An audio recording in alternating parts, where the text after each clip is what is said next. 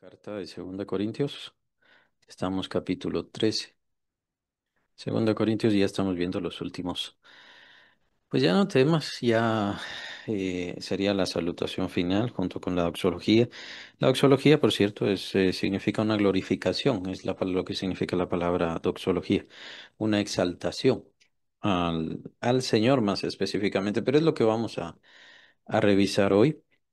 Solamente nos hizo falta una parte del tema anterior que tenía que ver con la fe, el que los corintios estuvieran reprobados o aprobados en cuanto a la fe, más específicamente aquellos que insistían en continuar haciendo lo malo o insistían en pecar. Y entonces el apóstol nos planteaba esta disyuntiva si su fe estaba reprobada y que debían entonces juzgarse a sí mismos.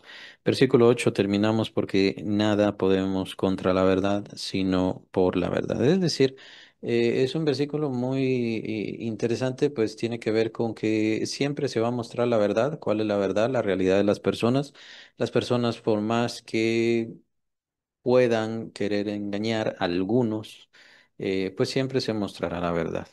Hay quienes se tratan de engañar a sí mismos por alguna u otra razón, tienen sus propios intereses, razones y formas, pero en realidad siempre se mostrará la verdad. Si alguien de verdad ha entregado su corazón a Cristo, se va a mostrar. Si alguien no lo ha entregado completamente, si alguien no se ha entregado al Señor, se va a mostrar también. Se va a revelar. Y contra la verdad nadie puede hacer nada, ni siquiera Satanás mismo. Él pone diversas mentiras, pero en realidad siempre lo que va a triunfar es la verdad de Dios. Entonces, por más que veamos mentiras en este mundo, y sí, es un mundo lleno de mentiras, está construido en base a mentiras y más y más y más mentiras se le trata de añadir. Y aún así siempre surgirá la verdad, siempre va a resplandecer la verdad siempre va a triunfar. Recuerden, la idea también con respecto a las persecuciones fue muy clara con esto. La idea de perseguir el nombre del Señor, el sacrificio del Señor, el mensaje, el evangelio, la verdad de Dios, pues fue y sufrió persecuciones espantosas, terribles, mucha gente murió. Pero aunque parecía que iba a triunfar la maldad, en realidad no, nunca va a suceder. Siempre va a resplandecer la verdad de Dios.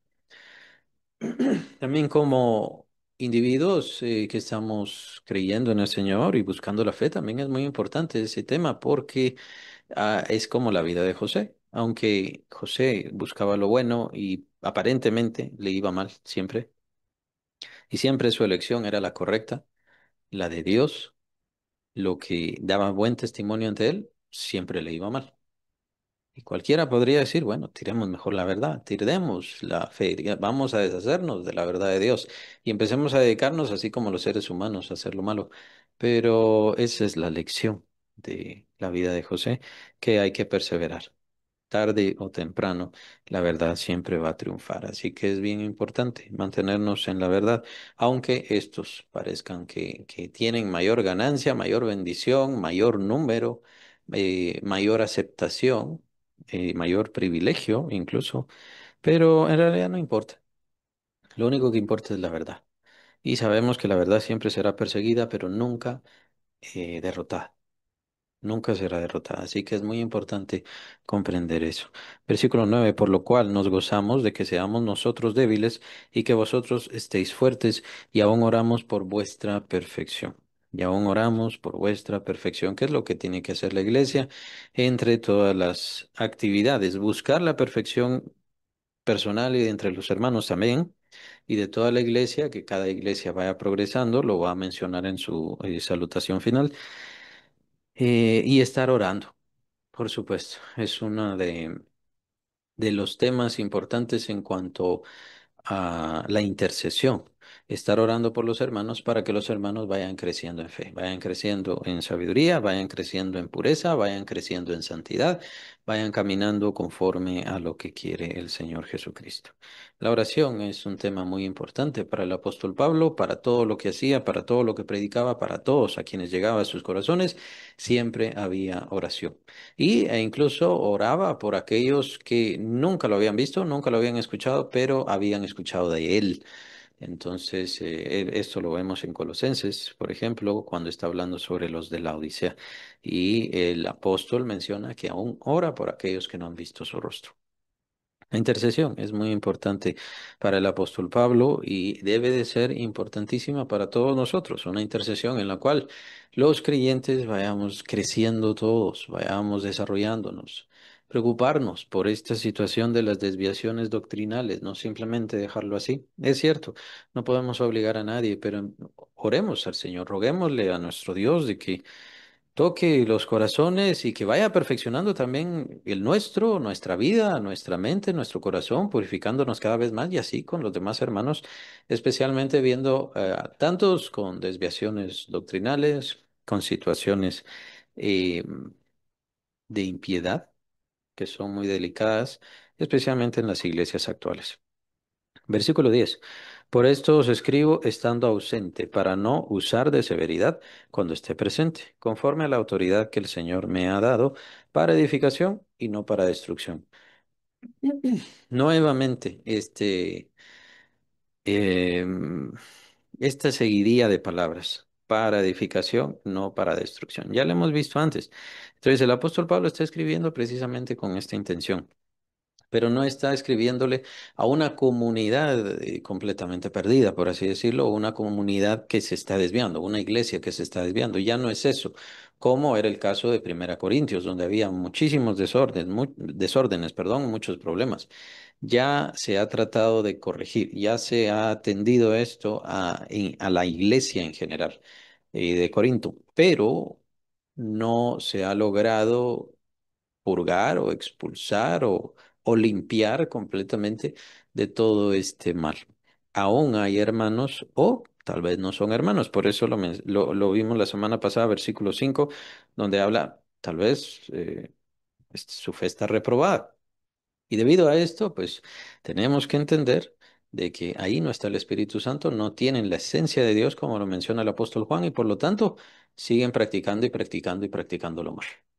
El verdadero creyente no practica el pecado, aunque pecamos, si tenemos errores, si tenemos dificultades, concupiscencias y diferentes cosas, no podemos practicarlo. El Espíritu Santo no nos permite practicar, o sea, mantenernos constantemente haciendo lo malo, haciendo lo malo. Siempre el Espíritu Santo va a llegar y va a redarguir nuestro corazón.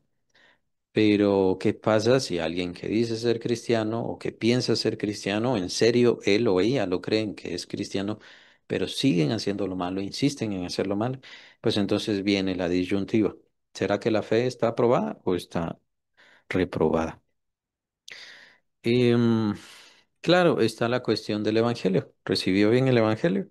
¿Escuchó bien el Evangelio? Pero al cabo del tiempo, de todas maneras, de estar oyendo y escuchando y escuchando y escuchando, pues obviamente tiene que conocer el mensaje del Evangelio. El mensaje del Evangelio es Cristo mismo, su muerte en la cruz y su resurrección. Tal vez no es alguien que crea en la resurrección de Cristo como tal y el poder de esa resurrección, porque es en el poder de la resurrección de Cristo que nosotros tenemos el poder de ser hechos nuevas criaturas, creyentes, no solo creyentes, sino más que creyentes, somos hechos hijos de Dios. Entonces, ¿qué tanto cree esa persona en eso?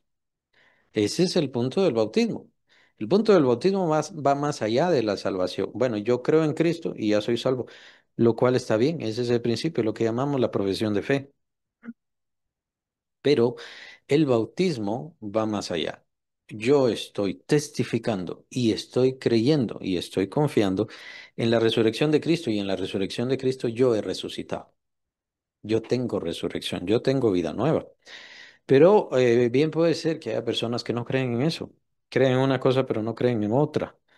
Y no creen en la resurrección de ellos mismos, o sea, una vida nueva que han recibido en Cristo y por medio de recibir el Espíritu Santo muy probablemente por la necesidad de seguir pecando o por el amor al pecado, el buscar el pecado.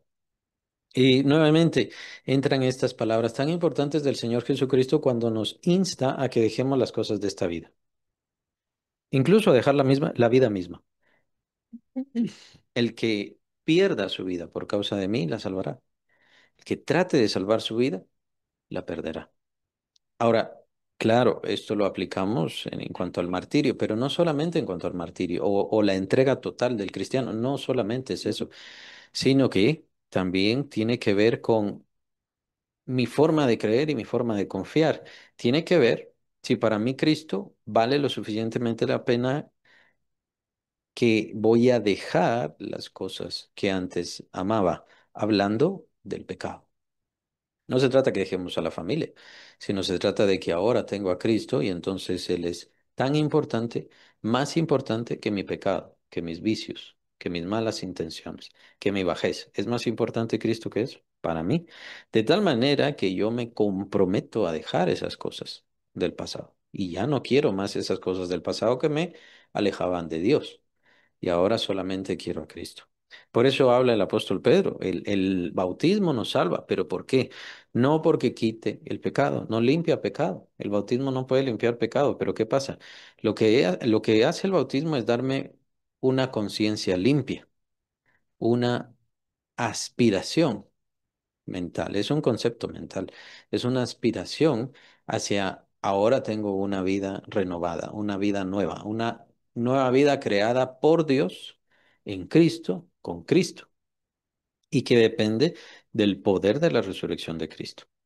Si podemos verlo así también, entonces una persona que no cree en su vida nueva, en que ha nacido de nuevo, en que ahora es nueva criatura, si en serio no cree que ahí está el Espíritu Santo, ¿en serio habrá creído en la resurrección de Cristo? Porque van de la mano. El apóstol Pablo llega aún más. Menciona que si Cristo no, si nosotros no vamos a resucitar, Cristo tampoco resucitó. Si nosotros los cristianos, si nosotros los creyentes no vamos a resucitar a la semejanza, perdón, de la gloria del cuerpo de Cristo, entonces Cristo tampoco resucitó. Es una unidad total. ¿Por qué? Porque en realidad todo esto depende de Cristo, de la esencia de Cristo, de la persona de Cristo, que también es de lo que habla la cena del Señor. La cena del Señor no es, sí, sí es un testimonio. Tiene que ver con la comunión entre los hermanos, la comunidad de los hermanos y la unidad de los hermanos. ¿Por qué somos hermanos los unos de los otros? Porque la esencia de Cristo está en nosotros. Pero es más que eso porque tiene que ver con que Cristo me pertenece completamente y Cristo es mi salvación, Cristo es mi futuro, Cristo es mi glorificación, Cristo es mi resurrección. Incluso dice el apóstol Pablo, capítulo 3 de Colosenses, Cristo vuestra vida. O sea, Cristo ya es mi vida. Y en este momento mi vida está escondida con Cristo en Dios. En este momento mi verdadera vida está escondida. Esta no es mi vida. Es decir, los conceptos cristianos son muy radicales y son muy radicales con respecto a esta vida. Yo no puedo, como cristiano, seguir viviendo como antes vivía y seguir pensando. Empecemos por eso. Es que lo que cambia radicalmente el cristianismo es el pensamiento, en primer lugar, o tal vez lo más tangible que nosotros podemos ver. Ciertamente, el cristiano ha cambiado en su esencia. Ahora su espíritu ha renacido, ha cambiado, ha sido trasladado del reino de las tinieblas al reino del amado Hijo. Tiene la esencia de Cristo, tiene nuevos propósitos, los cuales el apóstol Pablo le llama obras. Capítulo 2 versículo 10 de Efesios, que Dios preparó buenas obras de antemano para que nosotros andemos en ellas, pero esto es en Cristo Jesús, perdón, en la naturaleza de Cristo Jesús. Entonces, el pensamiento es muy radical. La mente del cristiano tiene que volverse radical, porque ya esta ya no es su vida. Por eso el apóstol Pablo en Gálatas dice, con Cristo estoy juntamente crucificado y ya no vivo yo. Eso es radical. Eso es fuerte. Eso es tremendo. Ya no vivo yo. Es decir, yo ya no soy la primera persona o el más importante en esta vida que se me ha entregado. El más importante es Cristo. Ya no vivo yo, más vive Cristo en mí. Lo que ahora vivo en la carne lo vivo en la fe del Hijo de Dios, el cual me amó y se entregó a sí mismo por mí. Es decir, solamente tengo en mi mente, solamente tengo en mis pensamientos ¿Quién es Cristo Jesús? Y tratar de adorarle, serle agradable. Eso lo vimos en esta carta. Serle a Él, serle al Señor Jesús agradable. Esa es la intención del cristiano. Ya la intención del cristiano no es agradarse a sí mismo, em, amarse a sí mismo y si quieren verlo así, adorarse, pues es la egolatría. El ser humano casi que por naturaleza es ególatra. Por eso le encanta la idolatría. ¿Por qué? Porque en la idolatría pone dioses falsos, dioses mentirosos o dioses insignificantes. Dioses insignificantes, dioses que no valen la pena. Los pone delante de sí mismo precisamente para él ser el Dios. Él dispone, él entiende. Y dense cuenta, las personas que no conocen a Cristo es esto. Yo creo que Dios me ama. Ajá, ¿y por qué? Porque puede caminar todavía. Porque todavía tiene la bendición de la comida. Por eso Dios le ama. Y ya estuvo. Simplemente tienen sus conceptos. Simplemente se les ocurre. Y aún más, Dios les tiene que amar, Dios les tiene que salvar, Dios les tiene que cuidar. Simplemente porque se les ocurre. ¿Qué dice Dios? ¿Qué les importa? No significa nada para ellos. ¿Qué dice Dios? ¿Qué busca Dios? Dios habló desde el principio de la humanidad, pero no se preocupan por eso. Se preocupan por sí mismos. Se ponen a sí mismos como dioses. Creen que tienen el pensamiento de Dios, lo cual es exageradamente ilógico. El apóstol Pablo entonces quiere que dejen de cambiar, dejen de pensar así, perdón, que cambien su esencia. Y el creyente tiene que cambiar su esencia. Por eso es que tenemos que estar orando por la perfección de los hermanos. Estar orando. Por eso es que los hermanos tienen que recibir corrección. No está bien. Todos venimos de una naturaleza corrompida. Todos venimos de una naturaleza que aunque tenía la imagen de Dios, está completamente arruinada, distorsionada. Está bien, tal vez no completamente. Por eso es que los padres aman a sus hijos, los hijos aman a los padres. Está bien. Todo esto viene de Dios. El amor no viene de nuestra carne. El amor viene de esa alma, ese aliento que Dios nos da, de donde formó nuestras almas. Pero aún así, a pesar de eso, qué tan corrompida esté el alma, bueno, ya ahí sería la discusión entre arminianos y calvinistas, que es otra cosa.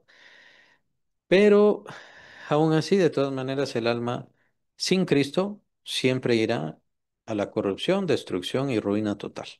Solamente es cuestión de tiempo, de la misma manera que la muerte total. Cuando el ser humano recibió el pecado o heredó el pecado, heredó la muerte total. Muerte espiritual, que es la primera con la que viene. La muerte física es la que pasa unos cuantos tiempos, un cuanto de tiempo, perdón, unos cuantos años, 50 años, 40 años, 20 y tantos años, dependiendo en qué momento va a morir la persona. De todas maneras, vendrá la muerte física. Solamente es cuestión de tiempo.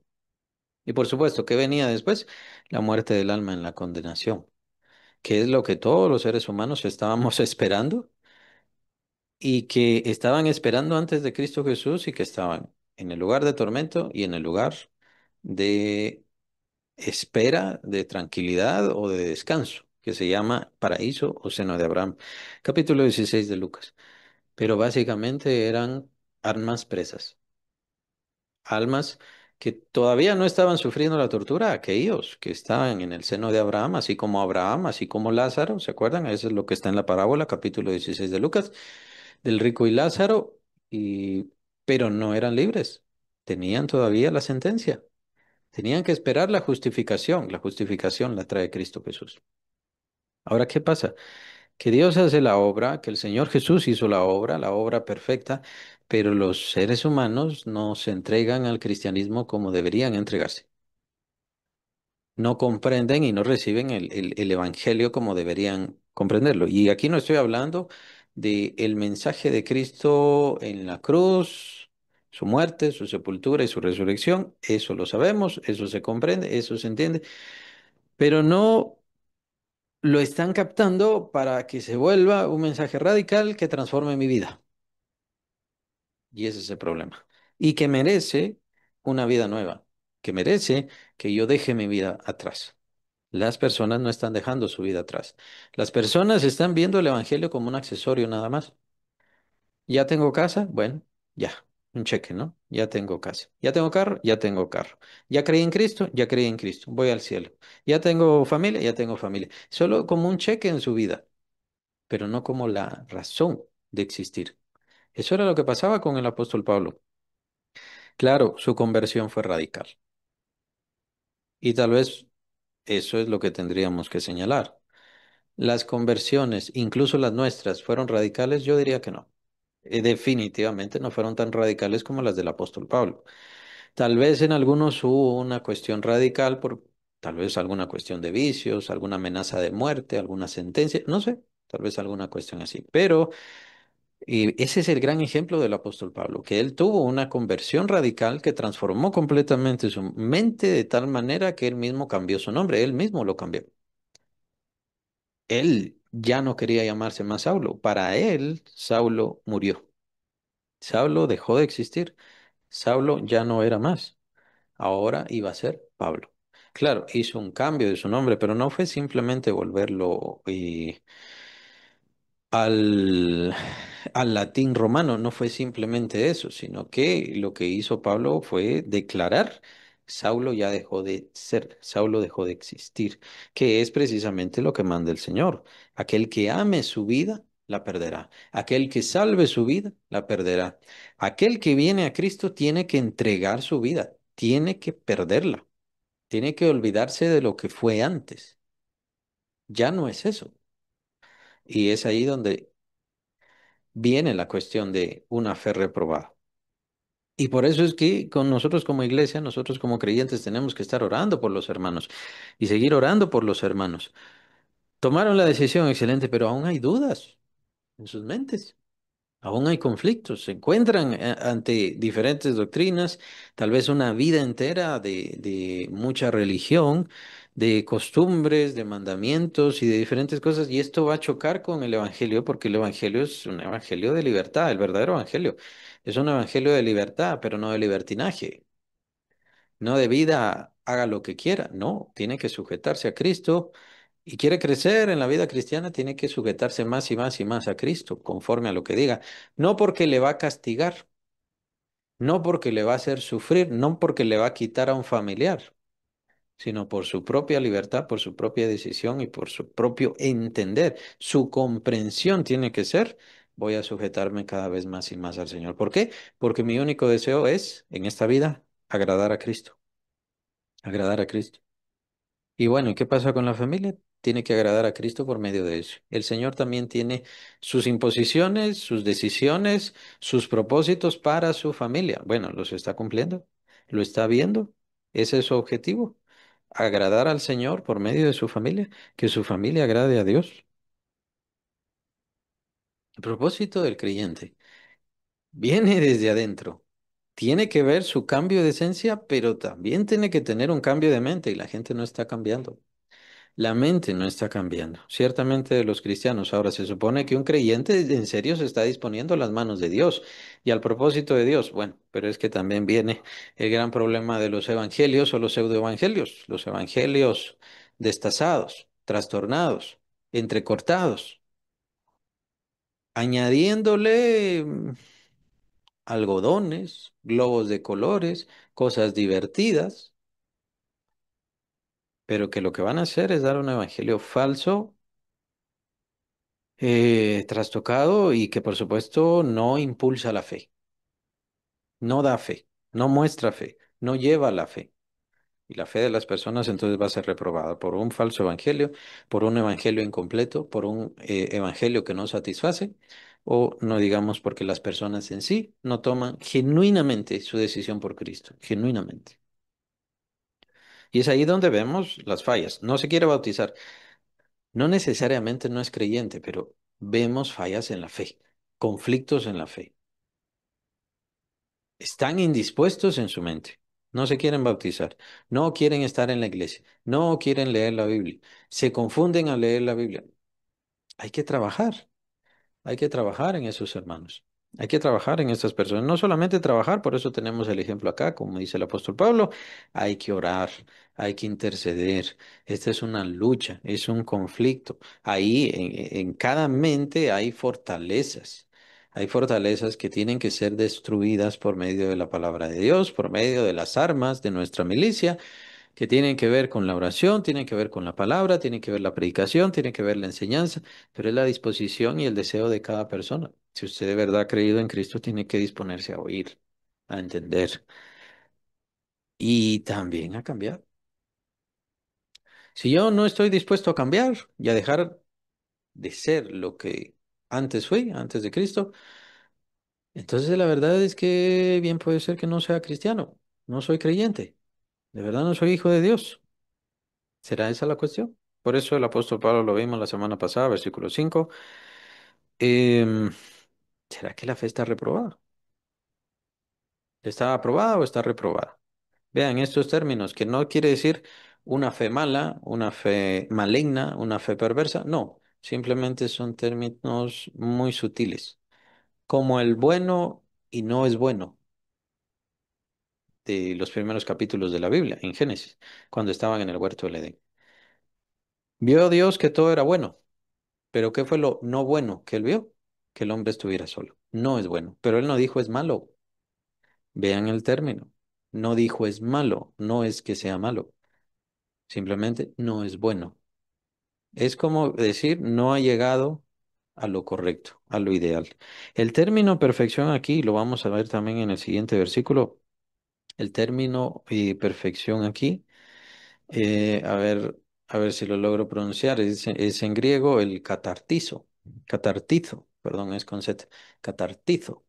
Ese término es muy famoso, muy común, se ha elaborado mucho adentro de la teología. ¿Qué significa eso de perfección? El catartizo lo que significa es enderezar o llevar al lugar correcto. Algo así como que un mueble está fuera de lugar y entonces lo voy a poner en su lugar correcto. Algún instrumento no está funcionando bien o tiene algo, algún elemento que está en discordia o algo así, entonces lo voy a enderezar, lo voy a arreglar, lo voy a componer precisamente para que funcione bien. Esa es la idea de perfección aquí. Nosotros siempre tenemos en nuestra mente la idea de perfección como no cometer errores. No es esa la idea que aparece en el Nuevo Testamento y especialmente cuando siempre se utiliza la palabra catartizo. No es esa la idea. La idea es arreglar, componer, si quieren verlo así, para que pueda funcionar correctamente. Esa es la idea. Esa es la idea. Entonces, la idea aquí del apóstol Pablo es quitar esto que no está funcionando, quitar el pecado que no está funcionando, que no es él, obviamente, es el Espíritu Santo, el Señor Jesucristo, su sacrificio, la sangre del Señor Jesucristo nos limpia de todo pecado, capítulo 1 de Primera de Juan, ya ustedes lo conocen muy bien. Entonces, quitar todas estas cosas para que este creyente, esta creyente empiece a caminar correctamente el camino del Señor y poder quitar todas estas cosas que son incorrectas, imperfectas. Es por eso que nos corresponde a nosotros ser maestros de la palabra. Ha recibido autoridad, dice el apóstol Pablo, y es lo que el Señor le ha dado a su iglesia, autoridad. El Señor le ha dado autoridad a su iglesia para aquí, para edificación y no para destrucción. Y ya lo mencionaba en las veces anteriores que hablaba el apóstol Pablo. Esto de edificación y no para destrucción, bueno, muchos hermanos tienen que dar cuenta al respecto. Si es que son hermanos, al final no lo sé,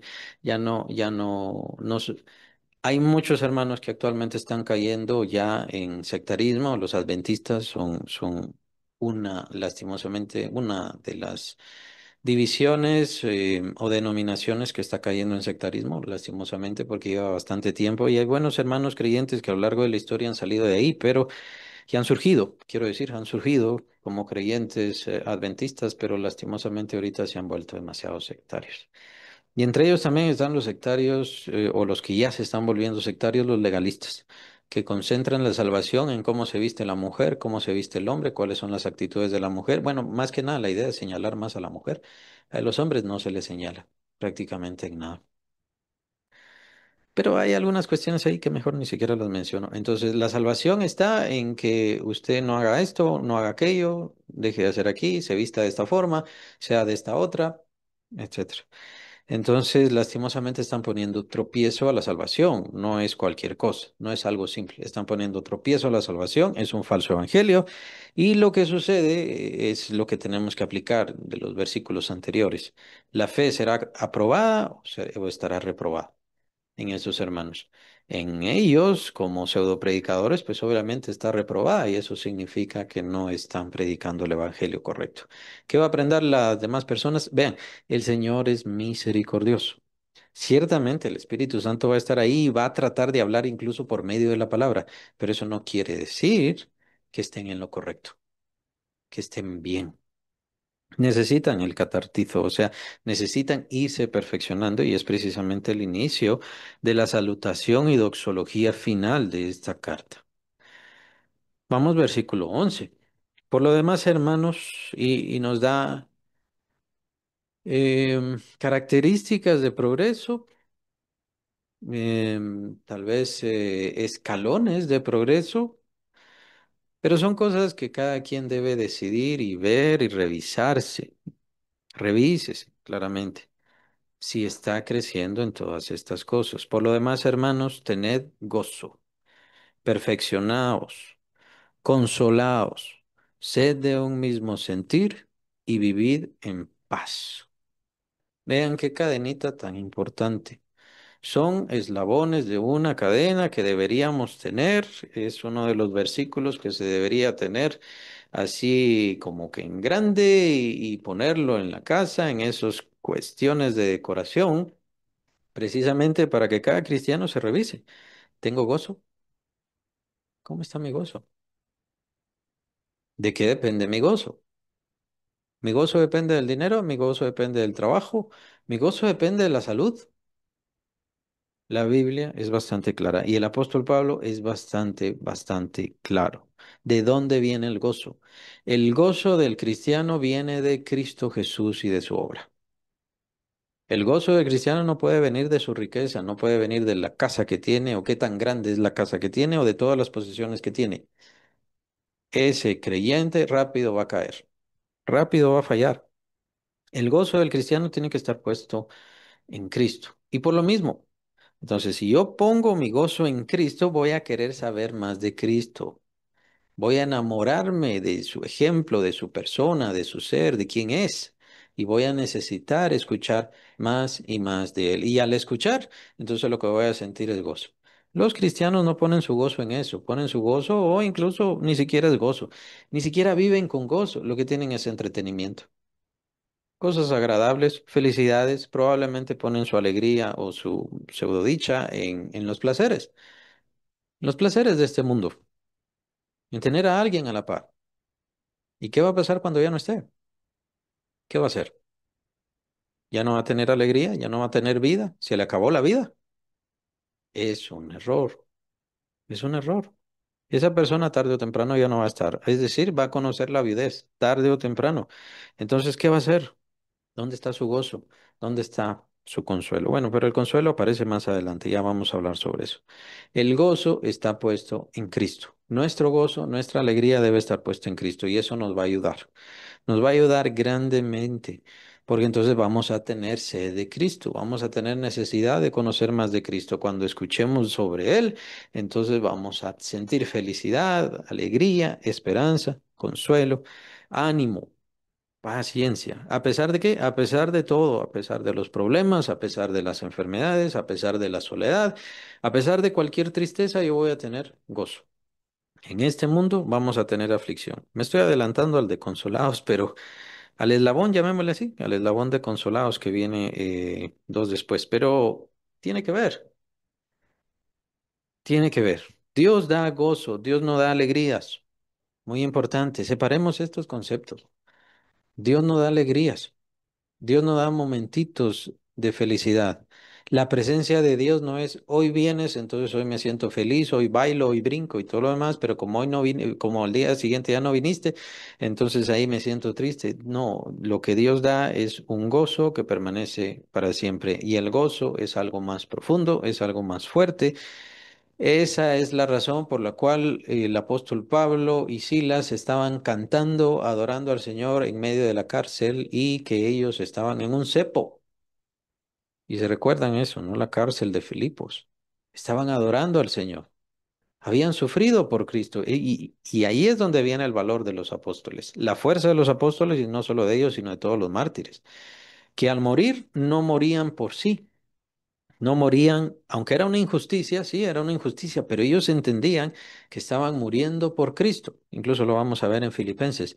El apóstol Pablo no dice, yo estoy preso por injusticias, oren por estos malhechores que les caiga enfermedad, oren por todos estos que me metieron en la cárcel. ¿Qué diferencia? Qué gran diferencia entre muchas cosas que vemos ahora tan desviadas. El apóstol Pablo decía, yo soy prisionero de Cristo. Si yo estoy aquí es porque a Cristo le sirve, Cristo lo necesita, algo está haciendo y yo me doy cuenta, lo vamos a ver en Filipenses.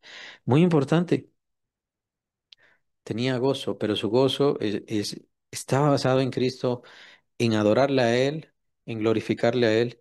Y si Él entonces estaba dando la palabra que le había sido ordenado dar, Él sentía gozo, sentía alegría. Hay un momento donde Él dice, bueno, si predico, predico de buena gana, y si no predico de buena gana, de todas maneras me ha sido impuesta la carga. Pero había gozo en la predicación, sea le predicara a quien sea, y lo vemos porque él no solamente le predicó a las multitudes, no solamente le predicó en el Areópago de Atenas, ¿no? Un lugar muy importante. No, también predicaba en la cárcel y le predicaba a los reos, y de ahí se convirtieron muchos.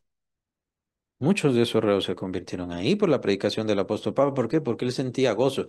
Su gozo, su alegría era seguir predicando y dar fruto de esa predicación y que más creyentes vengan al conocimiento del Señor. ¿Por qué? Porque su gozo era agradar al Señor Jesucristo, sin importar cuál fuera su situación, sin importar qué le pasara a él. Y venían los sufrimientos, pero su gozo era mayor, su gozo superaba sus sufrimientos. Esa es la característica. El ser humano por naturaleza le viene algo malo y obviamente se siente en el suelo. Esa es la característica del ser humano. Lo sobrenatural de la vida del creyente, ya hemos hablado, tiene que ver con dejar esta vida, tiene que dejar esta vida, tiene que dejar sus intenciones, sus deseos, incluso estar dispuesto a perder su vida. Y no solamente se refiere al martirio, dejar la vida pasada, ya deje la vida pasada y tome esa vida nueva que está en Cristo para usted. Eso es lo que tiene que tomar el creyente, pero aparte de eso, depende de esa vida nueva para tener gozo. No importa lo que me hagan en esta vida, no importa lo que me pase en esta vida, yo siempre voy a tener gozo. ¿Por qué? Porque siempre voy a tener a Cristo en mi ser, en mi vida, en mi mente. Y Él está conmigo. Eso es lo que tiene que ver la cena del Señor. Lo que explica la cena del Señor. Él está conmigo en todo tiempo. Él es para mí. Él me pertenece. No existe forma como ninguna cosa me lo pueda quitar, arrebatar o separar. No existe. Por lo tanto, mi gozo es constante. Mi gozo es completo. Cuando el creyente no tiene gozo, cuando está dejando de poner atención en Cristo. No estoy diciendo que se separa de Cristo, es imposible, no nos podemos separar de Cristo. Si yo soy nueva criatura en Cristo, entonces yo no me puedo separar de Cristo nunca. Pero mi mente sigue en este mundo. Mis pensamientos siguen en este mundo. Por eso se nos insta desde Romanos que renovemos, que nuestra mente sea transformada por medio de la renovación de nuestro entendimiento, que cambiemos nuestra forma de pensar y es por eso que Cristo es tan radical. El mensaje de Cristo es radical, el mensaje apostólico es radical. El Señor quiere a aquellos que entreguen su vida completamente. No quiere allegados, no quiere para mientras, no quiere a los que están probando, quiere una entrega total. Y la bendición de esto es que mi gozo ya no va a estar puesto en las cosas de este mundo.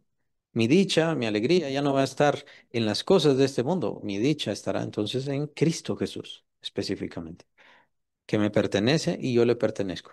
¿Cuándo? Por toda la eternidad. Nos pertenece.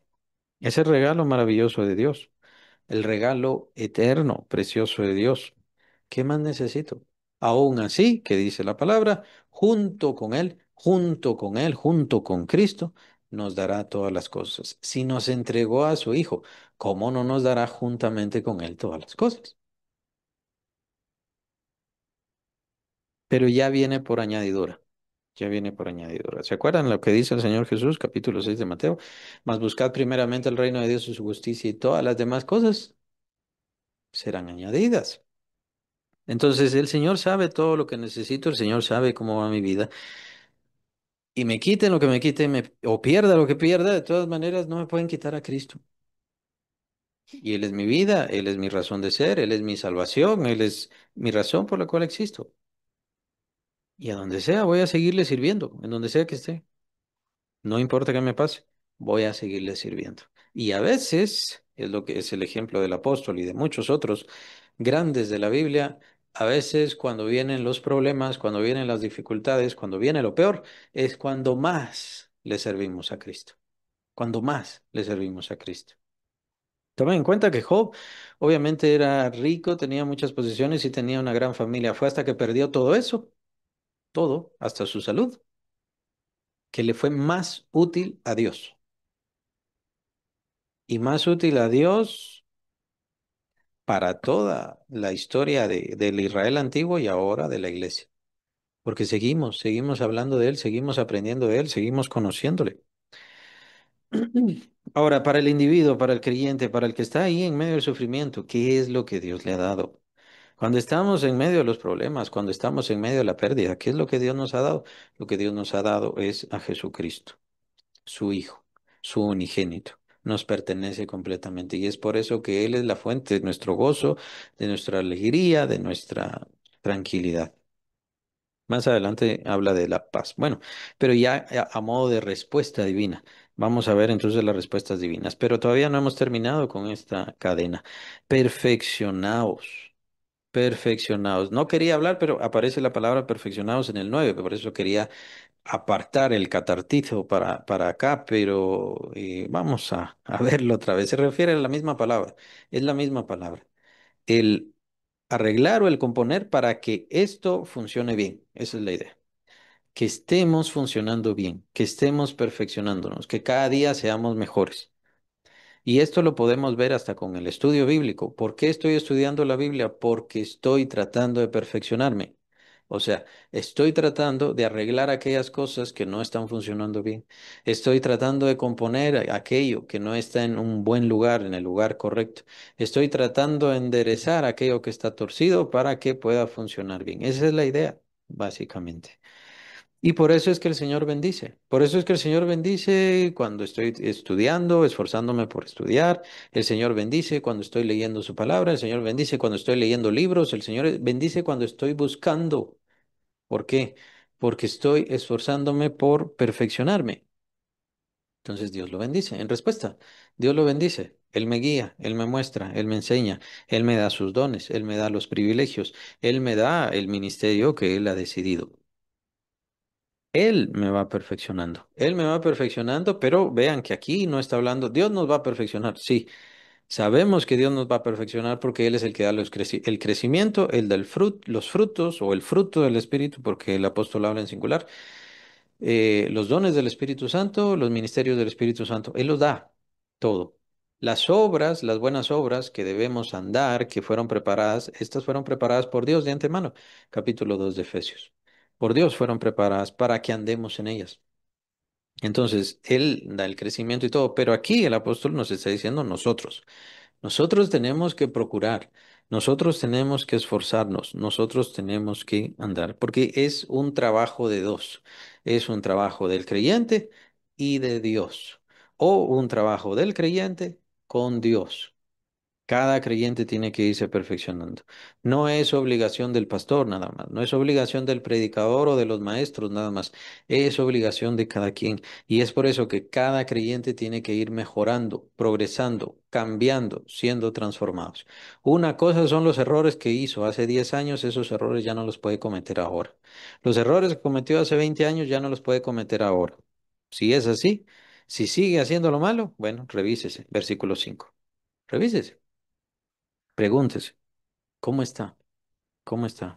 Pero cada creyente, el verdadero creyente, tiene que irse perfeccionando. componiendo, ya hemos explicado, componiendo, ya he explicado, perdón, componiendo, arreglando, enderezando para que funcione correctamente, plenamente para la obra, porque también tiene que ver eso, la intención.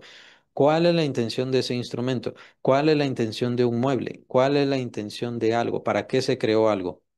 Y entonces va a estar torcido, en mal lugar o no está correctamente para funcionar en lo que fue diseñado. Esa es la idea. Entonces, la idea es que nos vayamos perfeccionando, que vayamos componiendo aquellas cosas para que podamos funcionar para aquello lo cual Dios nos diseñó o Dios nos creó de nuevo en su Hijo Jesucristo.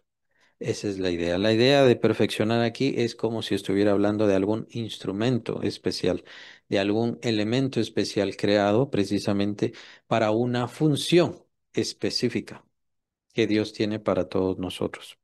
No voy a meterme a hablar de cuestiones de predestinación o ese tipo de cosas. Cada quien puede decidir y de hecho cada quien decide y define las cuestiones de la predestinación. Hay quienes son muy radicales como los calvinistas, ya lo he mencionado.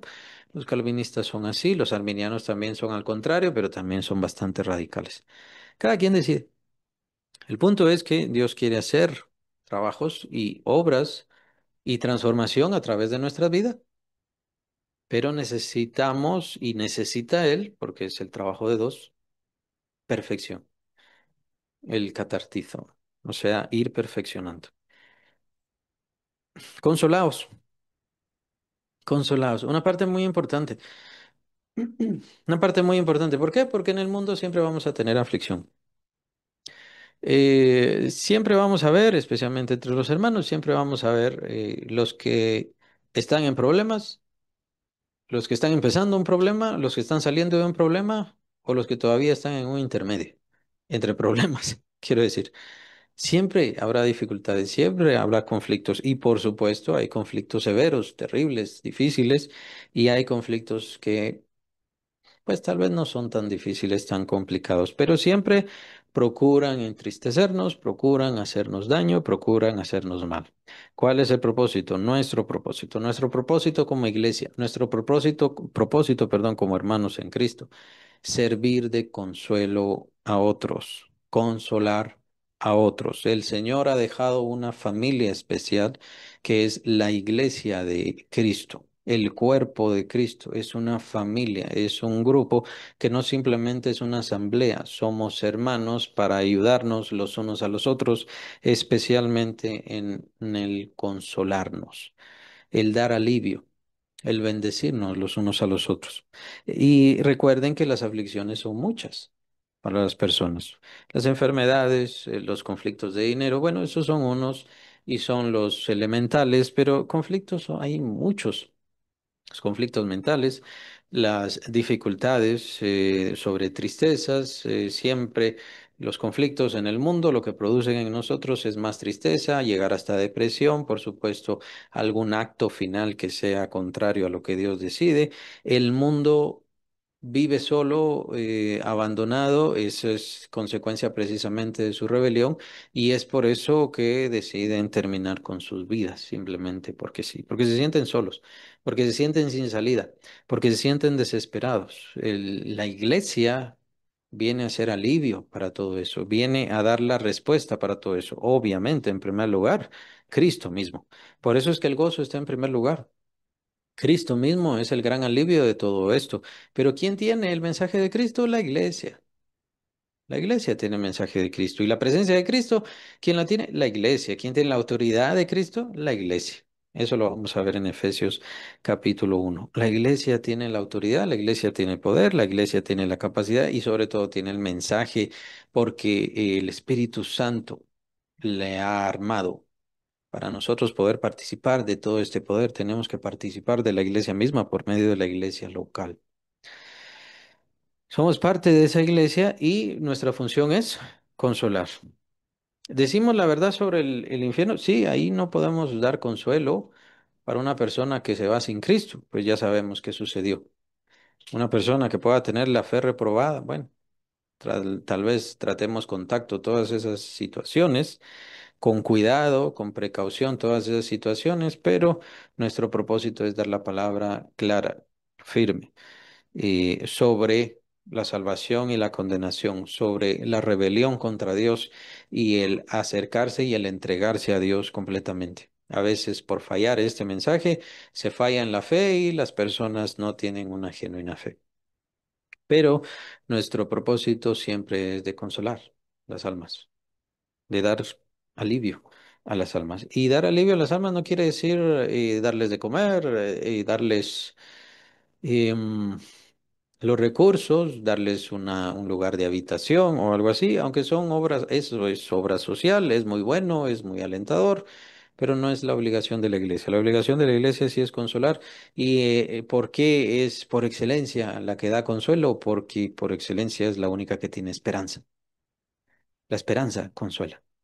La esperanza alivia. Por esa razón, una gran multitud de esclavos, por no decir la gran mayoría de todos los que estaban en la Roma antigua, se volvieron creyentes. ¿Por qué? Porque su vida como esclavos estaba acabada en eso nada más. O sea, estaban sujetos a eso y de ahí no se iba a mover nunca. Ellos nunca dejarían de ser esclavos. Pero el mismo Evangelio, el mismo apóstol Pablo dice, el esclavo es liberto por Cristo, o sea, es hecho libre por Cristo. Entonces el esclavo se siente libre y eso era lo que pasaba con los esclavos en los tiempos de Pablo, en los tiempos de los apóstoles. Ellos eran tratados diferente, ya eran tratadas sus almas tenían valor, no eran objetos. Imagínense, ¿no? Tratar de meternos en esa mente en donde yo soy un objeto nada más. Mi dueño, mi amo es el que gobierna sobre mí. Si quiere matarme mañana, tiene toda la autoridad y nadie le va a decir absolutamente nada porque yo soy un objeto. Pero en Cristo, el alma, cada alma tiene un gran valor. Y eso les daba una esperanza tremenda, un sentido de vida y valor a sus vidas que nunca lo iban a encontrar en la Roma antigua. Lo mismo tendría que pasar, obviamente, con los presos, con las personas que estaban en la cárcel, con los que habían arruinado su vida, con los que habían tomado decisiones terribles. Y, bueno, ¿qué hacía Cristo? Les daba y les da todavía una segunda oportunidad, una vida diferente, un sentido diferente, pero también que puedan salir a una esperanza suprema. La esperanza es maravilloso. Y nuevamente había mencionado aquellos que se quitan la vida. ¿Qué pasa con los que se quitan la vida? Que no tienen esperanza. Pierden la esperanza. Yo no voy a salir de estas deudas. Yo perdí a fulano, fulana. No, ya no tengo, no tiene sentido mi vida. Pierden la esperanza completamente. La familia es parte de la esperanza de cada ser humano. Pero por eso es que es todavía más fuerte poner nuestra esperanza en Cristo. No es que aquello sea malo, ciertamente que no, sino que es más importante, ponga su esperanza en Cristo, completamente. Ponga su esperanza en Cristo. Tarde o temprano vendrá la soledad a nuestra vida, tarde o temprano nos tenemos que enfrentar a ese caminar de muerte, en donde estamos completamente solos, completamente solos, pero no el cristiano. El cristiano nunca estará solo. Cristo está con él. Cristo siempre está con él.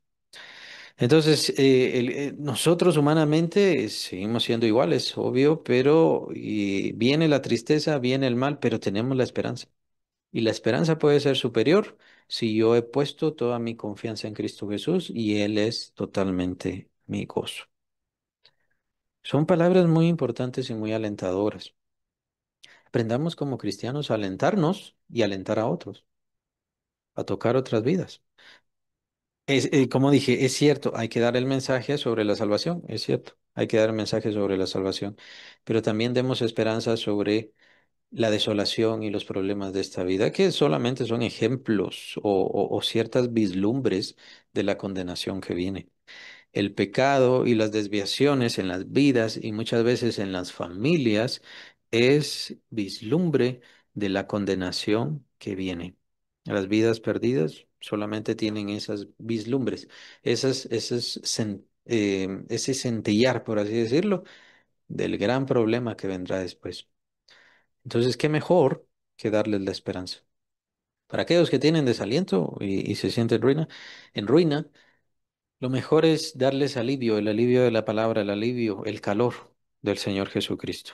Un mensaje de Navidad es muy, muy hermoso en ese sentido. ¿Por qué? Porque en el mensaje de Navidad vemos una noche, la oscuridad, por así decirlo, las tinieblas reinan.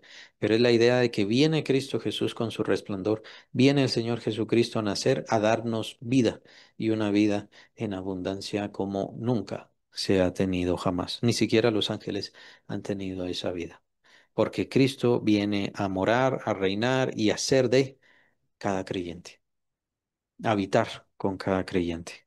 Un mensaje muy alentador. Y el mensaje de aliento ha salvado muchas vidas, muchas almas de la condenación. Sed de un mismo sentir, la unidad de los creyentes. Em, Creo que es más que obvio, ¿no?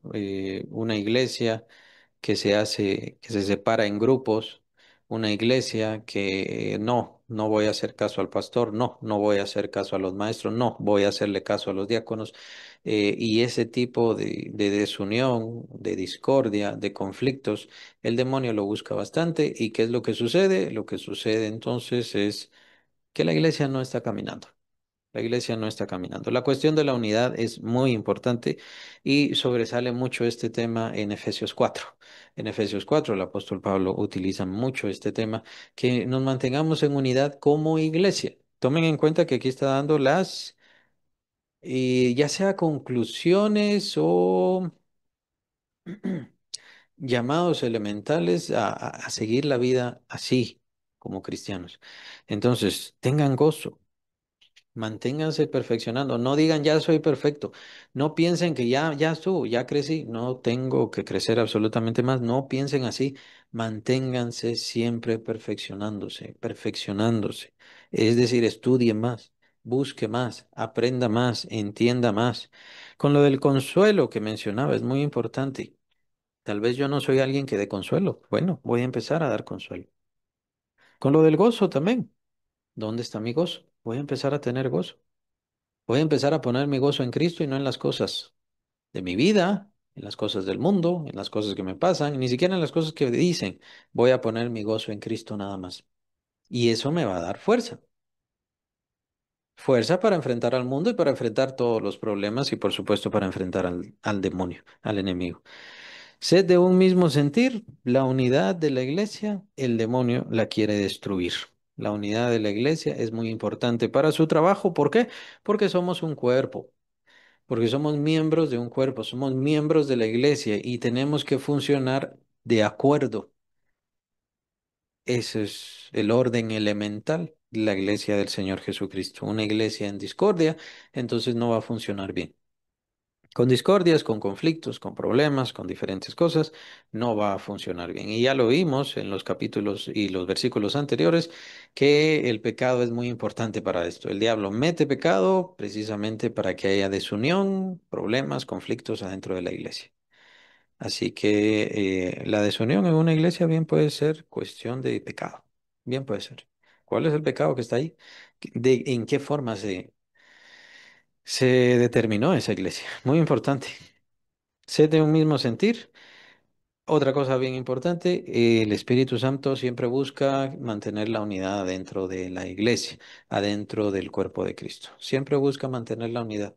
Y de la misma manera que el gozo, de la misma manera que llevarnos hacia ser seres de consolación, que demos consolación. Una cosa muy importante, me gustan mucho las frases del apóstol Pedro, dice que no maldigamos, sino que bendigamos. Que bendigamos, que nunca maldigamos, no se trata de maldecir, jamás maldigamos, sino que siempre bendigamos. ¿Por qué? Porque nosotros sabemos que vamos a heredar bendición. Entonces nosotros nunca nos pasemos del lado del mundo. El mundo, lastimosamente, si no se convierte, y sabemos que la gran mayoría no se va a convertir, va a heredar maldición. Van a ser maldecidos por el mismo Jesucristo. Pero nosotros no estamos para eso. Nosotros estamos para heredar bendición. Bendición. Entonces, por lo mismo, mantengámonos siempre bendiciendo y bendiciendo y bendiciendo. Que tal persona no lo merece, que tal persona no se preocupe de eso. Si no lo merece, la bendición va a regresar a usted. Es lo que menciona el Señor Jesucristo con respecto a los hijos de paz. Así le llamo yo. O sea, cuando el Señor envía a sus discípulos, les dice, bendigan, pongan su paz sobre este hogar. Si hay un hijo de paz, esa bendición llegará a él.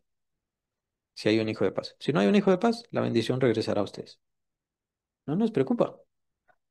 No tenemos que poner si merece la bendición, no merece la bendición. No, hay que bendecir. Sí, ahí está un hijo de paz. Si ahí está alguien que adora al Señor. Si el Señor quiere poner bendición en esa persona, lo pondrá. Si no, simplemente va a regresar. La unidad. Y por supuesto, vivid en paz. La paz. La paz es, tenemos paz para con Dios por medio del Señor Jesucristo. Ese fue el gran evento y la gran ganancia que hizo el Señor Jesucristo con su sacrificio. Es la gran conclusión que menciona el apóstol Pablo, capítulo 5 de Romanos. Ese es el primer versículo de ese capítulo. Y dice, ahora tenemos paz para con Dios. Tenemos paz para con Dios. Entonces, lo que vino a traer el Señor Jesucristo, lo que vino a dejar, a poner, a establecer, es un reino de paz, un reino ya de unidad, un reino donde ya no hay rebelión, fricciones, conflictos. El único conflicto que tenemos ahora es contra el diablo y contra sus huestes, por supuesto, ¿no? Pero ya sabemos que todo eso será juzgado. De hecho, ya el demonio ya fue juzgado. Lo que pasa es que todavía no ha sido apresado y solamente es cuestión de tiempo. Es el tiempo final, mientras nosotros estamos dando el anuncio, eso es todo. Y están surgiendo los creyentes y llenándose de honor y llenando de honor y glorificación a Cristo. Pero eso es otro tema, obviamente no vamos a discutirlo ahora. Vivir en paz, se trata de vivir en paz, se trata de tener tranquilidad. ¿Será que ahí también tiene que ver la ansiedad? Es decir, que el creyente no viva ansioso, que el creyente no viva irritado, que el creyente no viva intranquilo. Vean, tenemos que irnos perfeccionando, pero al mismo tiempo tener paz. Es decir, no se desespere, no se sienta mal. Es más una cuestión de convicciones y conclusiones más que una carrera, más que vivir una carrera. ¿Qué quiero decir? Va a llegar a la carrera, va a terminar la carrera la está haciendo Dios en su vida. Es Él quien cumplirá su propósito en nosotros. Si no estoy mal, está en el primer capítulo de Filipenses, también lo vamos a ver. Él va a cumplir su propósito en mí, su propósito en mí. Yo no lo estoy cumpliendo, yo solo estoy buscando, tomando estas cosas como armas, la paz, el gozo, la consolación, la unidad. Estoy tomando estas cosas, las estoy tomando como armas para mi vida, si quieren verlo así, o los eslabones de la vida del cristiano, si quieren le pueden poner ese título. Es algo muy bueno. Yo tengo que estar perfeccionando ¿en qué? En buscar más gozo, pero gozo en Cristo, gozo en el Señor, conocimiento de Él para yo tener mayor gozo, la grandeza del Señor Jesucristo y el Señor Jesucristo ahora me pertenece como creyente que soy. Irme perfeccionando, ir componiendo, aquí estoy fallando en esto. Esto es incorrecto. Esto que yo creía antes, no, ya no lo creo. Ahora voy a creer bien en esto. Irme perfeccionando, perfeccionando. Esas son las cosas que tenemos que hacer, ponerle atención y empezar a caminar en estas cosas. El Señor nos va a dirigir por medio de su Espíritu, pero el crecimiento, el desarrollo, la transformación final y no digamos la glorificación, depende de Él. Las obras depende de Él, porque las obras, nuestras obras, no tienen que ver con darle de comer a los pobres, que es bueno y está bien y hay que hacerlo. Darle dinero a alguien que no tiene dinero, está bien. Ayudar, colaborar, dar limosna, eso está bien, es correcto. Pero nuestras obras tienen que ver con buscar a los escogidos de Dios, los hijos de Dios que todavía están dispersos en el mundo. Y hay que sacarlos del mundo, que no somos nosotros, es Dios. Es la obra que Él hace. Entonces no soy yo. No soy yo quien gané a 5, no soy yo quien gané a 10, no soy yo quien ganó a 20 o a 100 o a 1000. Es Él quien hace la obra, es Él quien da el crecimiento, Él es quien da la transformación. Yo no soy quien establece iglesias, quien las levanta, quien las sostiene, quien las mantiene, es Dios. Es obra de Él. Entonces, ¿por qué? Entonces, ¿qué quiere decir esto? Yo tengo que tener paz, confianza. Al mismo tiempo que tengo que luchar, trabajar, esforzarme, pero también tengo que tener paz, confianza y dejarlo todo en las manos de Dios. Tal vez les parece paradójico, pero esa es la explicación más elemental. Tal vez les parece extraño. Bueno, entonces me tengo que esforzar perfeccionándome, sí, pero al mismo tiempo no soy yo quien lo hace, es Dios. Por lo tanto, tengo que dejar en Él todo. Lo dejo todo en sus manos. ¿Cuál es mi galardón? No se preocupe por su galardón. El Señor ya lo sabe. El Señor ya lo tiene dispuesto, muy probablemente predestinado. Digo muy probablemente porque el concepto de la predestinación es un concepto que le toca solamente a Él. Así lo entiendo yo. Es cierto, hay quienes lo entienden de otra forma, completamente distinta. Cada quien es libre, cada quien puede decidir. Pero yo entiendo que la predestinación depende de Él porque es plan de Él. Él decide. Y ahorita no estamos hablando de galardones, así que no me voy a esforzar mucho en esto, ni voy a ahondar mucho en esto. Es decir, Él tiene sus planes para mi vida y qué es lo que yo voy a tener en la eternidad, depende de Él. Y por lo mismo, Él está permitiendo cosas hoy. Entonces yo lo que tengo que hacer es tener confianza, esperar en Él, oír lo que Él quiere que yo haga y hacerlo. Pero yo no lo voy a hacer, yo no lo voy a completar. Yo no voy a ganarme mi corona, yo solamente la voy a recibir. Es Él, en realidad. Él quien está haciendo la obra y me va a dar a mí mi corona. Entonces yo no tengo. Es cierto que la palabra muchas veces cuando hablamos sobre la palabra, pues hay que esforzarse, usted no se está esforzando. A veces la predicación da mucha exigencia, es cierto, a veces las predicaciones son así, es muy exigente, muy motivadora, y a veces mete temor, pero porque es lo que exige la predicación. Pero si yo voy caminando bien y si me estoy esforzando en las cosas elementales que Dios me está diciendo, yo tengo que tener paz. Pero muy importante, vivid en paz. Vivid en paz, muy importante que cómo se une y el Dios de paz. Y el Dios de paz. Entonces viene Dios a añadir. Dios viene a añadir el consuelo. Dios viene a añadir paz. Dios viene a añadir gozo. El Dios de paz y de amor estará con vosotros. ¿Cuál es la... Bueno, muy importante. ¿Cómo se expresa la presencia de Dios en mi vida? ¿Cómo se va a expresar la presencia de Dios en la vida de los cristianos? Muy importante. Y sé que hay quienes se ofenden, ¿no? Pero para muchos, para algunos, la presencia de Dios se expresa por medio de las lenguas. Jara, jasha, barajá y todo eso. Para hay quienes se expresa la presencia de Dios por medio de la danza, contorsiones, temblores. No, la presencia de Dios se expresa por medio de la paz y por medio del amor. Dios se hace presente con paz y con amor en nuestras vidas. Yo tengo que dejar que esto habite en mí y reine en mí. Por eso vimos la cadenita, gozo, perfección, consolación, tener unidad, o le llamamos unidad, y por supuesto buscar y perseverar en la paz. Dios es entonces quien mostrará su presencia por medio de qué? Por medio de paz y por medio de amor, no por medio de expresiones, contorsiones y situaciones que ahora son muy comunes. Todas esas cosas no están en la palabra de Dios. Entendamos eso claramente. No están en la palabra de Dios. Dios no se manifiesta por medio de eso. Dios se manifiesta dándonos paz, haciendo que reine sobre nosotros su amor, en nosotros, en nuestras vidas, en nuestros hogares, su amor. Pero se dan cuenta, yo tengo que poner de mi parte. Yo tengo que entregar de mi corazón. Yo tengo que dejar que Él me llene. Y por eso vimos toda esta seguidilla de palabras. Gozo, perfeccionados, consolados, sed de un mismo sentir. Hay gente que le pide a Dios paz. Hay gente que le pide a Dios paz. Dame paz, necesito paz. Y piensan que es una cuestión de manifestación metafísica, alguna situación mística, alguna cosa así. No, yo tengo que procurar, tengo que buscar, tengo que entender. ¿Y en dónde voy a entender eso? Obviamente la paz la voy a recibir por medio de esa seguridad que me da el Señor Jesucristo, la confianza que me da el Espíritu Santo. ¿Qué tengo que hacer yo? Yo solo tengo que obedecer. Yo solo tengo que obedecer. Si el Señor me dice que hable, hablo.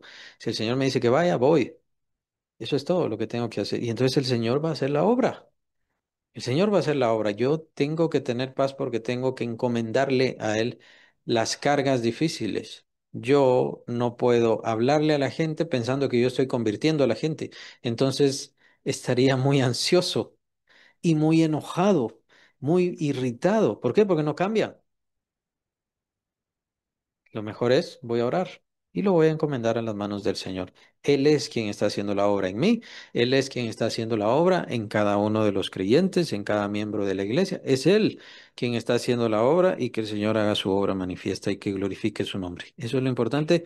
Yo no tengo por qué estar ansioso, por qué estar desesperado y Él se va a manifestar en mí con paz, con tranquilidad. Saludaos unos a otros con ósculo santo. Eso es un beso. ¿Se recuerdan? El ósculo santo es un beso. Así se saludaban en ese momento, en esos tiempos. Saludaos unos a otros con ósculo santo. Todos los santos os saludan. Otra frase muy importante, todos somos santos. Todos en Cristo Jesús somos santos. La presencia de Cristo nos ha santificado. Por lo tanto, no hace falta que nos estemos diciendo santos.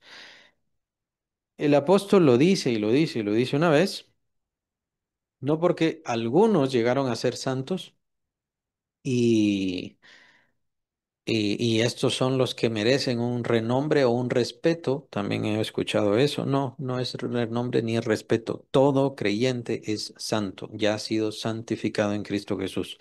Entonces está reafirmando la postura y lo que son cada creyente. De hecho, la santidad nuevamente nos recuerda lo que decía al principio, la idea de que ya somos diferentes, ya no somos de este mundo, hemos sido apartados, eso es lo que significa santificar o santificado.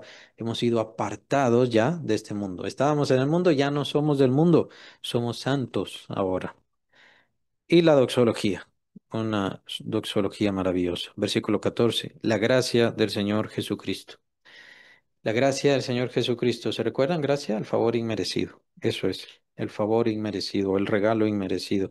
El que Cristo Jesús se entregó completamente por nosotros, para nosotros, cargó nuestros pecados, sufrió nuestros dolores, nuestro castigo y nos dio su misma esencia, su misma justicia y su gloria también la dará, porque nuestro cuerpo será vestido con la semejanza del cuerpo, de la gloria del cuerpo de Cristo Jesús. Él se entregó completamente y eso es parte de la gracia. De hecho, de ahí pende la gracia del mismo Señor Jesucristo. La gracia y la verdad vinieron por Cristo Jesús, dice el apóstol Juan, capítulo 1 de Juan, de su evangelio.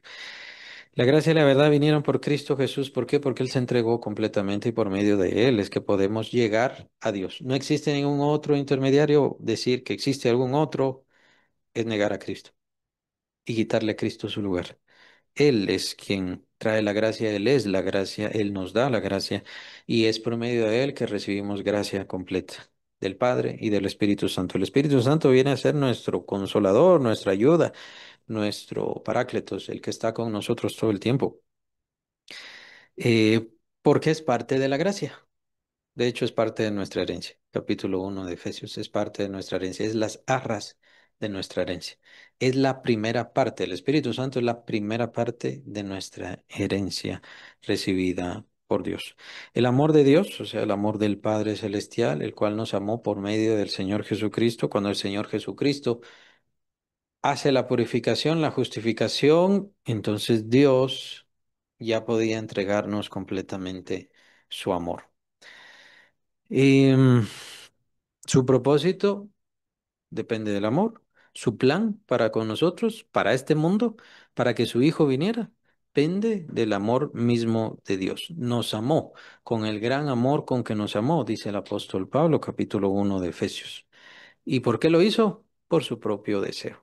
Así quiso el Padre Celestial, amarnos. Entonces el Padre Celestial es un Padre que está amándonos por sobre todas las cosas, amándonos, amándonos, amándonos. Y ese amor se expresa en diferentes formas, sea,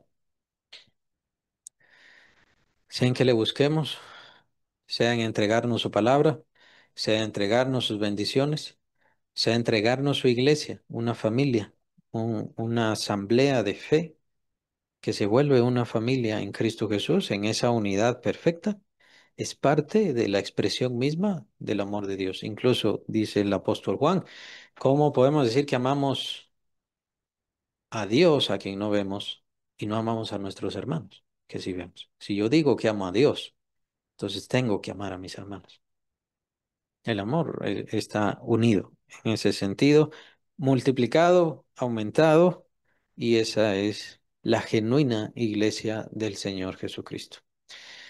No existen iglesias perfectas. Tal vez en este momento estoy ilustrando una iglesia perfecta. No existen iglesias perfectas. Siempre habrán errores porque siempre habrán creyentes y siempre habrán nuevos creyentes que vienen con diferentes errores. Eso es normal.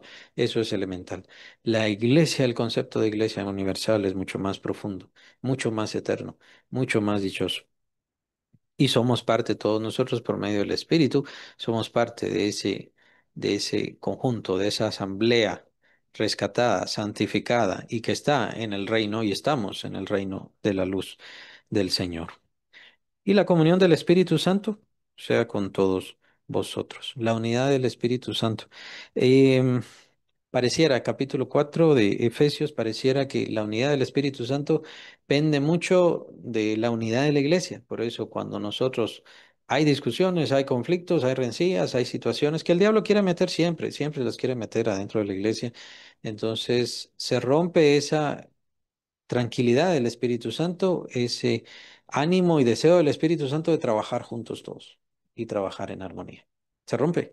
Entonces, ¿qué pasa?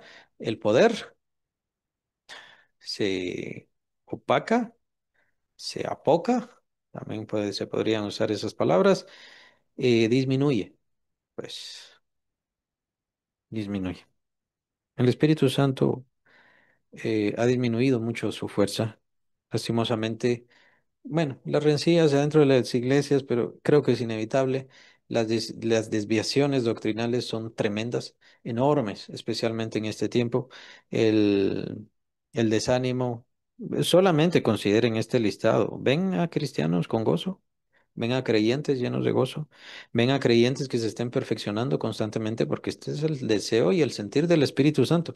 Ven a creyentes que se estén perfeccionando constantemente, ven a creyentes que tengan consuelo y que estén consolando a otros. Muchas veces los cristianos, lo digo como de broma, pero sí pasa, ¿no? Muchas veces los cristianos son los que menos consuelo dan. Sé de un mismo sentir. Las iglesias no son de un mismo sentir y por supuesto nos cuesta vivir en paz. Vienen tumultos, situaciones, conflictos en el mundo y nosotros no tenemos paz. Tendríamos que reflejar la paz de Dios, tendríamos que mostrar, demostrar, enseñar la paz de Dios y no lo hacemos, no lo hacemos. ¿Esto qué hace? Entonces el Espíritu Santo ya no manifiesta más la gloria de Cristo, la presencia de Cristo. Ahí está, y lucha, y se esfuerza. Lo vemos en el mensaje a las iglesias. El Señor Jesucristo envía mensaje incluso a la iglesia de la Odisea, que era una iglesia que básicamente ya lo había sacado. Ella había dejado de ser iglesia, ella había querido dejar de ser iglesia. Es la gran diferencia con las otras iglesias. Con las otras iglesias el Señor la sentencia a ellas. Van a dejar de ser iglesia. Pero en la Odisea básicamente ellos dejaron de ser iglesia de Cristo. Por eso dice el Señor, y aquí yo estoy a la puerta y llamo. Yo ya estoy afuera, yo ya estoy afuera. Entonces, poco a poco, es un proceso y el creyente tiene que ir progresando, esa es la idea, el creyente tiene que ir progresando, mejorando, caminando, esforzándose. Yo ya llegué al tope.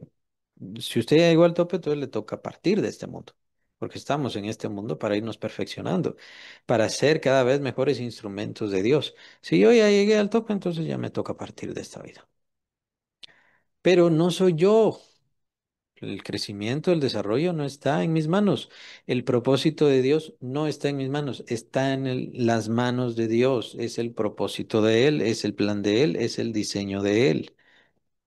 A mí me toca que tanto estoy en ese cauce, que tanto estoy en ese camino. Y por eso es tan importante estos eslabones de la cadena, porque bien puede ser que no esté cumpliendo el propósito de Dios simplemente porque no tengo gozo, por así decirlo. que no quiero usar la palabra simplemente. El gozo es algo muy profundo, muy importante, muy divino. No es algo simple, no es cualquier cosa. Pero si yo no tengo gozo, no voy a estar adentro de los planes de Dios. No puedo estar cumpliendo el propósito que Dios necesita. Si yo no tengo consuelo, yo no puedo consolar a alguien más.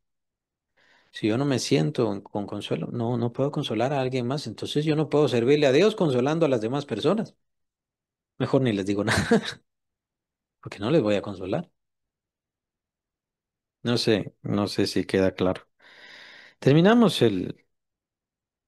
la carta, una carta bien profunda, muy importante, valiosísima para toda la cristiandad a lo largo de los años, de los siglos de la iglesia evangélica y ciertamente podemos sacar todavía más y más y más cosas.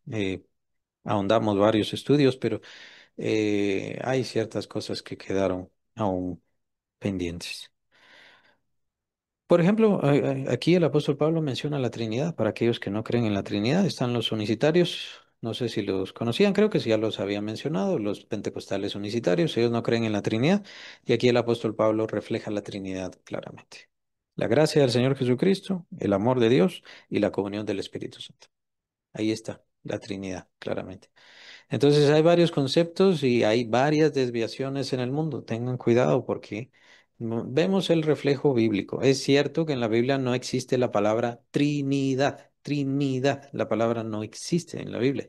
No se usa en la Biblia, pero se refleja claramente. Y no solamente en el Nuevo Testamento, sino en el Antiguo Testamento. Es una carta muy valiosa, muy maravillosa y le damos gracias al Señor que hemos terminado esta carta. Precioso. Ciertamente ahí están todos los estudios para que lo vuelvan a revisar cuando deseen. Y la próxima semana miramos o iniciamos ya la